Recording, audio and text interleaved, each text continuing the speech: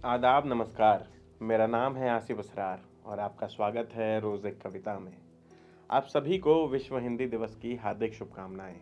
हर साल जनवरी की 10 तारीख का दिन दुनिया भर में हिंदी दिवस के रूप में मनाया जाता है।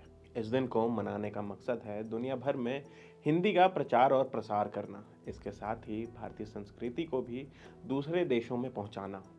इसे पहली बार साल 2006 में तत्कालीन प्रधानमंत्री डॉक्टर मनमोहन सिंह द्वारा मनाया गया था। जहां अंतर्राष्ट्रीय हिंदी दिवस 10 जनवरी को मनाया जाता है, वहीं राष्ट्रीय हिंदी दिवस 14 सितंबर को सेलिब्रेट किया जाता है। भारत में ही नहीं, Philippines, Mauritius, Nepal, Suriname, Fiji, Tibet, Trinidad और पाकिस्तान में भी हिंदी बोली जाती है। यह दुनिया भर में मौजूद भारत भाषियों को एक सूत्र में पिरोने का दिन है। आज हिंदी दुनिया के 30 से ज़्यादा देशों में पढ़ी व पढ़ाई जाती है।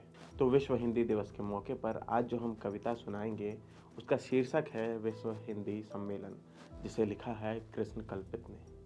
तो चलिए अब कविता सुनते हैं। जिस भाषा में हम बिलखते हैं और बहाते हैं आंसू, वे उस पर करते हैं सवारी, भरते हैं उड़ान उत्तुंग आसमानों में। एक कहता है मैं नहीं गया, मुझे गिना जाए त्यागियों में। एक कहता है मैं चला गया, मुझे गिना जाए भागियों में। एक आसमान से गिरा रहा था सूचियाँ हिंदी पट्टी के सूखे मैदानों पर। हिंदी के एक नए शेख ने बना रखा था सरकारी कमेटियों का हरम। एक से निकलकर दूसरे में जाता हुआ, एक मूल में नष्ट हो रहा था, दूसरा ब्याज और तीसरा लिहाज में। एक चिल्लाता था मैं जीवन भर होता रहा अपमानित, अब मुझे भी किया जाए सम्मानित। एक कहता था मुझे दिया जाए सारा पैसा, मैं उसका डॉलर में अनुवाद करूँगा। एक कहता था सिर्फ मैं ही बजा सकता हूँ यह असाध्य वीणा। एक साम्राज्यवादी एक संप्रदायवादी के गले में फूल मालाएं डाल रहा था। एक स्त्री किसी निर्दोष के रक्त से करती थी विज्ञप्तियों पर हस्ताक्षर। यह एक अजीब शामिल बाजा था जिसमें एक बाजारू गायक अश्लील भजन गा रहा था। एक संपादक विदेश राज्य मंत्री के जूते में निर्जनता ढूंढ रहा था। एक पत्रकार का शास्त्री भवन की एक दराज में अस्थायी निवास था। एक कहता था मैं इतालवी में मरूंगा। एक स्पेनिश में अप्रासंगिक होना चाहता था। एक किसी लुप्तप्राय भाषा के पीछे छिपता फिरता था। एक रूठ गया था, एक को मनाया जा रहा था। एक आचार्य जवाहरलाल नेहरू विश्वविद्यालय में कराह रहा था।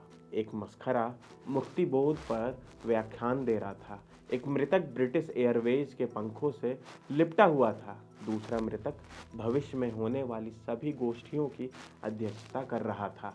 एक आत्मा आगामी वर्षों के सभी प्रतिनिधि मंडल में घुसी हुई थी। यह भूमंडलीकरण का अजब नज़ारा था कि सोहो के एक भड़कीले वेश्यालय में हिंदी का लंगोट लटक रहा था और दूर पूरब में और धूर रेगिस्तान के किसी गांव में जन्म लेता हुआ बच्चा जिस भाषा में तुतलाता था उसे हिंदी कहा जाता था।